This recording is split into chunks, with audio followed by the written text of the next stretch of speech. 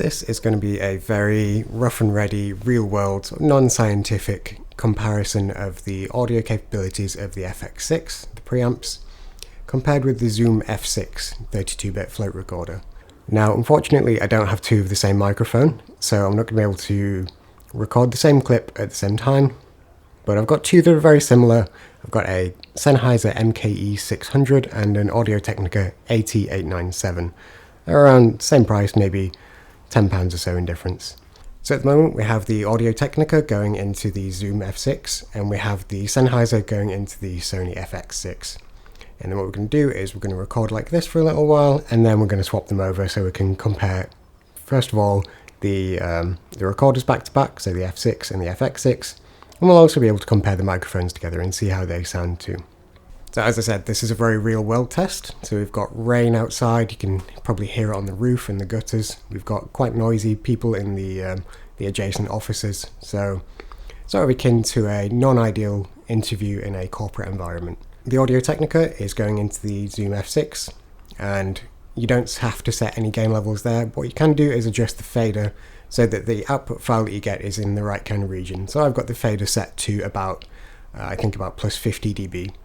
So that means that when I drag that into my editor, in my case DaVinci Resolve, then if it's at a great level, then fine, I don't have to do anything at all. There's no workflow changes there. But if it is clipped, then I can specify that region with keyframe or globally, and then pull that region down to undo the clipped area unless I physically clip the capsule of the microphone somehow. So I'll switch these microphones over and we can see what they sound like with the F6 recording with the Sennheiser and the FX6 recording with the Technica. Okay, so now we've got the setup switched around. So we've got the Technica AT897 going into the Sony FX6. We've got the Sennheiser MKE 600 going into the Zoom F6. So we'll be able to compare both setups then. And we can also, just for comparison's sake, we can include the camera audio. Obviously the in-camera audio is going to sound terrible compared to these two, but it's always good to have that frame of reference there.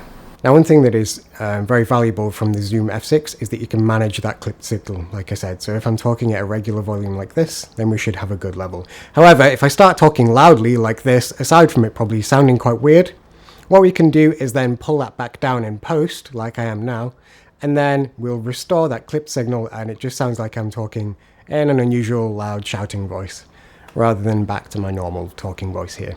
Plus the comfort of not having to set any levels in the Zoom F6, just hit record and you're ready to go, is something that on a fast moving set is always going to be great because it'll just save you that little bit of time. Now of course I don't know the results of these tests until I get the files back to my editing suite, but I'm very interested to see the difference between the Sony FX6 and the Zoom F6, and also between the two microphones, the Sennheiser MKE 600 and the Technica AT897. So I hope this has been useful, I hope it's been interesting. Let me know which you prefer, whether it's the Sony FX6 or the Zoom F6, and then between microphones, between the MKE 600 and the AT897. And I've now realised that I don't have a clean way to finish this video, so I'm just gonna cut it.